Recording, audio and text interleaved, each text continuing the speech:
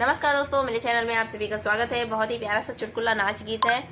ननद भौजाई का नोकझोंक गीत है। और भौजाई देखिए ननद को कैसे कह रही हैं, अपने पिया से बात कर रही हैं कि देखिए आपकी छोटी बहन कैसी है, कैसे घूमती है, कैसे बागों में जाती है, क्या करती है। तो ननद भौजाई में नोकझोंक तो रहता ही है। तो वो अपने हस्बैंड से चुगली कर रही हैं और किस तरीके से कर रही हैं, चलिए सुनाते हैं गीत के माध्यम से। अच्छा लगे तो फॉलो जरूर कीजिएगा और सब्सक्राइब भी कीजिएगा।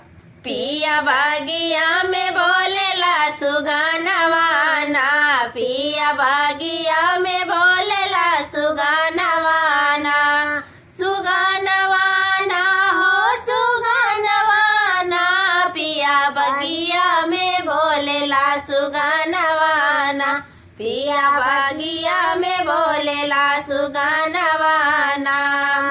वाही बागिया में गईली छोटकी ननदिया, वाही बागिया में गईली छोटकी ननदिया, छोटकी ननदिया हो छोटकी ननदिया। पिया मलिया से लड़ी गई नजरिया ना, पिया मलिया से लड़ी गई नजरिया ना, पिया बगिया में बोले सुगनवाना, पिया बगिया में बोले सुगनवाना।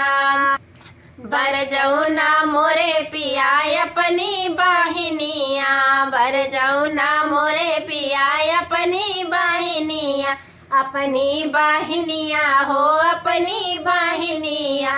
पिया कुलवा में लग जाई है दगिया ना, पिया कुलवा में लग जाई है दगिया ना, पिया बगिया में बोले सुगनवाना, पिया बगिया में बोले सुगनवाना।